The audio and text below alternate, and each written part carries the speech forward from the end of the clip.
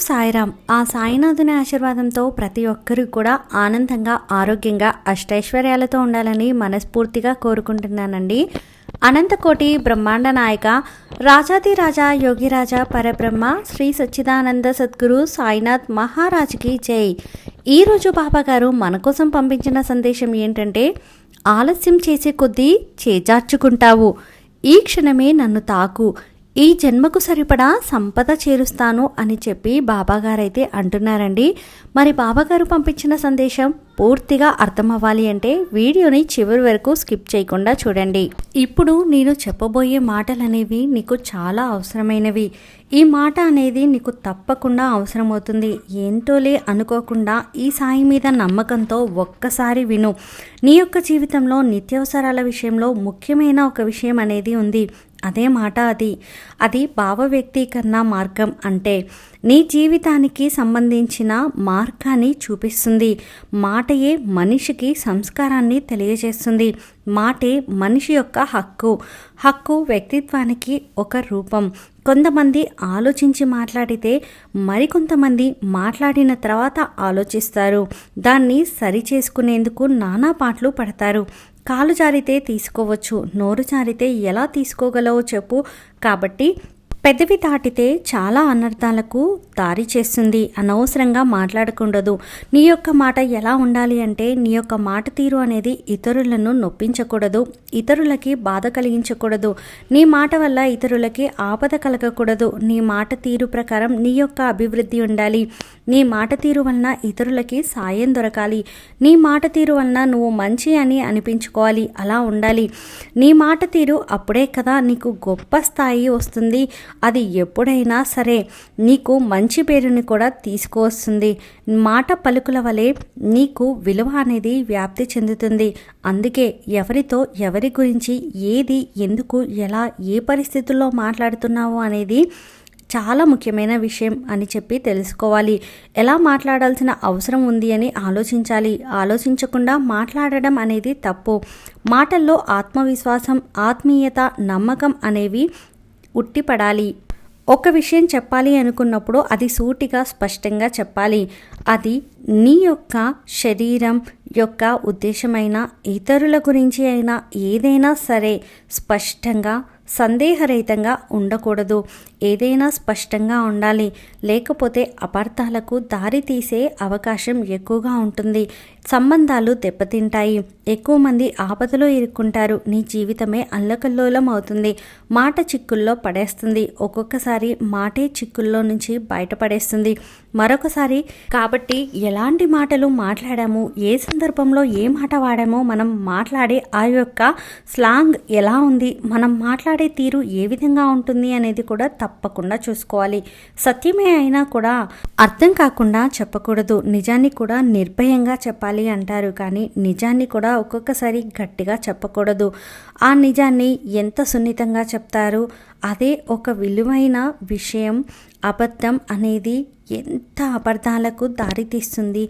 అబద్ధం ఒక్కొక్కసారి సందర్భాన్ని బట్టి ఒక మనిషి ప్రాణాన్ని కూడా నిలబెట్టవచ్చు. కాబట్టి ఆ అబద్ధం అనేది ఎలా చెప్పాలి, ఏ విధంగా చెప్పాలి అనేది కూడా అది ఒక మంచి విషయం. కాబట్టి హితం కదా అని అసత్యం చెప్పకూడదు. చెప్పదలుచుకున్న విషయాన్ని కఠినంగా కాకుండా మృదువుగా చెప్పాలి. విషయాలలో, వ్యవహారాలలో, అన్నదమ్ముల వ్యవహారాలలో ఖచ్చితంగా నిర్మోహమాటంగా మాట్లాడాలి. మిత్రుల మాటలలో మన వ్యాఖ్యానాలు కొంచెం బ్యాలెన్స్డ్గా ఉండాలి. ఎంతగా సరదాగా భార్యతో మాట్లాడినా, చతుర్లో ఆడుకున్నా కూడా కొంచెం ఒక్కొక్కసారి ఆ చతుర్లే ఆ భార్య మనసు దెబ్బతీస్తుంది. అలాంటప్పుడు కొంచెం మాటలు అనేవి నువ్వు జాగ్రత్తగా సరిచేసుకొని మాట్లాడాలి. మిత్రులతో ఎక్కువగా ఎలా మాట్లాడాలి అనేది తెలుసుకోవాలి. లేకపోతే స్నేహం దెబ్బతింటుంది కదా. పెద్దలతో వినయంగా, సూటిగా, పొదుపుగా మాట్లాడాలి. చిన్నవాళ్ళతో ఆదరంగా, ప్రోత్సాహంగా, నూతన పరిచయాలను మర్యాదగా మాట్లాడాలి. అతిగా ఎప్పుడూ కూడా ఎక్కడా కూడా మాట్లాడడం పనికిరాదు. మాటకు విలువలేని చోట మనోభావాన్ని అర్థం చేసుకోలేని వ్యక్తుల దగ్గర మౌనంగా ఉండడం ఎంతో ఉత్తమం. మాట్లాడే విషయం మీద అవగాహన లేనప్పుడు మౌనమే శ్రేయ మార్గం అవుతుంది. కాబట్టి మౌనం అనేది ఎంతో గొప్పది. నోటి దురుసుతనం వల్ల అర్థరహితంగా అనాలోచితంగా నిందలు వేయడం లాంటి వాటి గురించి అస్సలు ఉపయోగించకూడదు. అవి అపవాదులుగా మిగిలిపోతాయి, అపవాదిగా నిన్ను నిలబెడతాయి. వివేచన లేని వాగ్వాదాలు అస్సలు చేయకూడదు, సమాజంలో సామరస్యాన్ని దెబ్బతీస్తాయి. నాయకుల మాటలు శక్తివంతంగా ఆయుధంగా ఉండాలి. 100 తుపాకులు చేయలేనిది ఒక్క మాట చేస్తుంది అంటారు కదా. ఆ మాట త్రికరణ శుద్ధిగా నిర్మలంగా చిత్తంగా ఉన్నప్పుడే నీ వాగ్బుద్ధి కలుగుతుంది. నువ్వు మాట్లాడే ఒక మాట నీ విలువ శక్తిని సంతరించుకుంటుంది. కాబట్టి మంచిగా పద్ధతిగా మాట్లాడడం మాత్రమే కాదు, వినడం కూడా తెలియాలి. మాట్లాడుతూ పోతుంటే మనకు తెలిసిందే మళ్ళీ మళ్ళీ పునరుద్ధరణం అవుతూ ఉంటుంది. వింటుంటే కొత్త విషయాలు, ఇతరుల అభిప్రాయాలు తెలుస్తాయి. ఏ విషయాన్ని పూర్తిగా వినకుండా నిర్ణయానికి రాకూడదు. అనుమానాలు ఉంటే సౌమ్యంగా నివృత్తి చేసుకోవాలి. అంతేకాకుండా ఎదుటివారి ఎవరి గురించైనా సరే మాట్లాడుతున్నప్పుడు మాట్లాడే వారి అంతరంగాన్ని చిత్తశుద్ధితో కూడా గ్రహించగలగాలి. వినేటప్పుడు పెద్దల భావనలు గణంలోకి తీసుకొని అది నీ యొక్క జీవితంలో ఒక పాఠంలాగా ఉపయోగపడుతుంది. నీకు ఒక హితువుగా ఉంటుంది. కటువుగా ఉన్న హితువుల మాటలు స్వీకరించాలి. వినే విషయాన్ని సమగ్రంగా అర్థం చేసుకోవాలి. మాట్లాడే విషయం సూటిగా, స్పష్టంగా, క్లుప్తంగా, మృదువుగా, చిరునవ్వుతో వ్యక్తపరచాలి. అలా చేస్తేనే సమాజంలో సంబంధాలు సాఫీగా ఉంటాయి. నీ యొక్క విలువ పెరుగుతుంది, నీ యొక్క గౌరవం కూడా పెరుగుతుంది. శ్రీరాముడు పూర్వభాషి, స్మితభాషి, మృదుభాషి, మితభాషి కనుక జనక రజకుడయ్యాడు. వాక్కు వైభవంలో హనుమంతుడు శ్రీరాముడి ప్రశంసలు అందుకున్నాడు. అలా ఉండాలి నీ మాట తీరు. అదే అందరికీ ఆదర్శం అవుతుంది. శ్రీరాముడి మాటలు మనం ఆదర్శంగా తీసుకుంటాము కదా, అలాగే నీ యొక్క మాటలు ఇంకొకరికి ఆదర్శప్రాయంగా ఉండాలి తప్ప ఎవరిని బాధ కలిగించేలాగా, నొప్పి కలిగించకూడా ఉండాలి. అర్థమైంది కదా. నీవు మాట్లాడే తీరు ఎంత మంచిగా ఉంటే నువ్వు అంత గొప్ప స్థాయిలో ఉంటావు. ఈ విషయాన్ని నువ్వు అర్థం చేసుకో. ఎవరైనా ఏదైనా చెప్పారు అంటే వెంటనే అదే జ్ఞానమని నమ్మేయవద్దు. ఎందుకంటే జ్ఞానం కంటే అజ్ఞానం వేగంగా ప్రచారం అవుతుంది. కాబట్టి కాస్త ఆలోచించి అన్ని విషయాలు తెలుసుకొని మసలుకోవాలి. మనుషులు చెప్పేవన్నీ అజ్ఞానం మాటలే. తన జ్ఞానాన్ని తనే మానవ రూపంలో జన్మించి తెలియచేస్తానని కృష్ణుడు చెప్పాడు కదా. ఆయన మళ్ళీ జన్మించి తెలియచేస్తూనే ఉంటాడు. మనం ఆయనని గుర్తించాలి. ప్రతి మనిషి జీవితంలో కొన్ని క్లిష్టమైన పరిస్థితులు ఎదుర్కోవాల్సిన అవసరం ఎంతగానో ఉంటుంది. బ్రతుకు తెరువు కోసం బ్రతుకు కొంచెం భారంగా అనిపిస్తుంది. ఏమీ చేయలేని పరిస్థితి ఉంటుంది.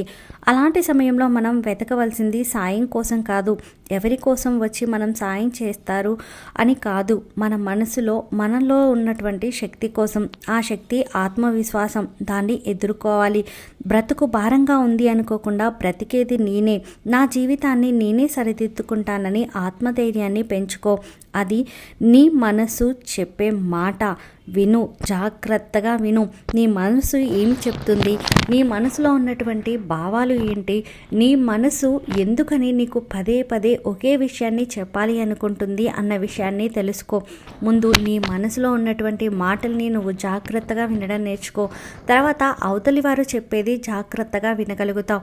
ఎవరైనా సరే చెప్పిన మాటల్లో మంచిని గ్రహించి చెడుని అక్కడే వదిలేయడం నేర్చుకో.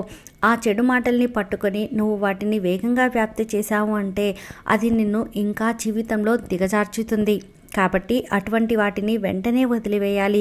నువ్వు ఏ విషయాన్ని గుర్తుపెట్టుకుంటున్నావు, ఏ విషయాన్ని ఎంత స్పష్టంగా ఎంత మృదువుగా చెప్తున్నావు, ఏ విషయాన్నైనా ఏ సందర్భంలోనైనా ఎంత చక్కగా పరిష్కరించగలుగుతున్నావు అన్నదే నిన్ను గొప్ప స్థానంలో నిలబెట్టడానికి మొట్టమొదటి ఆయుధం. ఆ ఆయుధం ఇంతకు ముందు నీకు చెప్పినట్టుగా మాట. కాబట్టి మాట జాగ్రత్త, మనసు జాగ్రత్త.